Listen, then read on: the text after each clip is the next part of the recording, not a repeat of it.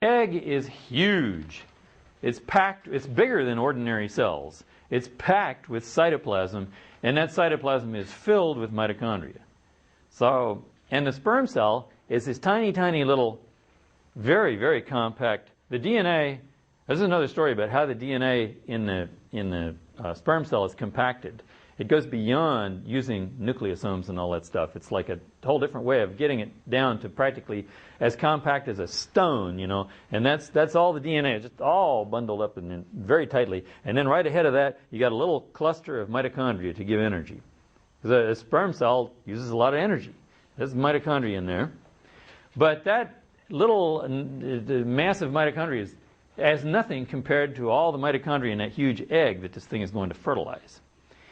However, and also there's some evidence that there's mechanisms to destroy the father's mitochondria when he gets in there. At least that's been found in mice. But it is still possible for some male mitochondria once in a while to leak through and get into an organism. So what I just told you just a few seconds ago is now superseded by the fact that every once in a while, and this has been found in fruit flies and in humans, that the father's mitochondria sometimes show up amidst the mitochondria of the offspring. But you can still take it as a general rule that's almost always true. In the vast majority of cases, the mitochondria that you have come from your mother.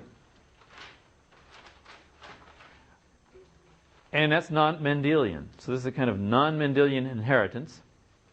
This is like a parallel kind of genome, however small it may be, and however large your nuclear genome is. It's like 16,000 base pairs versus 3 billion base pairs. But you still have two genomes with two different mechanisms of inheritance. One just goes from egg to egg to egg, down the female line. And the other goes through all this Mendelian stuff with the meiosis and the gamete formation and the zygote formation. Half and half. The Mendelian way. So you have two kinds of inheritance. But there's a continuum here, starting with free-living bacteria all the way down to self-reproducing cell organelles. It's really interesting from an evolutionary point of view to look at how these genomes have become reduced. I mean, just for the fact that they're so small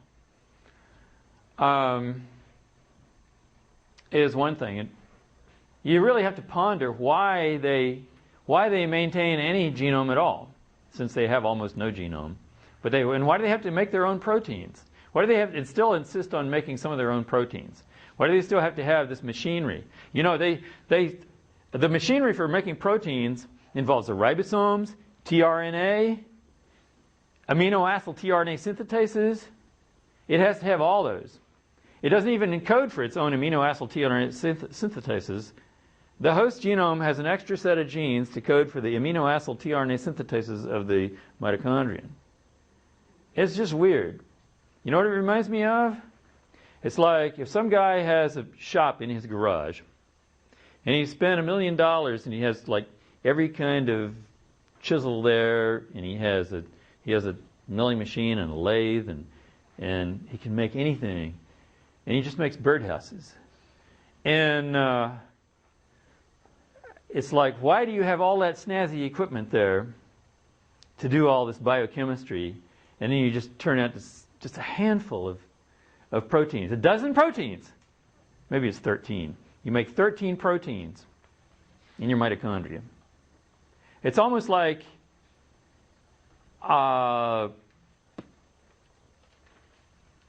it's just a token genome. It's like a little dollhouse representing a genome, you know. It's not for real, almost. So, but somehow it persists. Are those proteins made at all by the nuclear genome as well? No, they're still either made by the nuclear genome or made by the mitochondrion.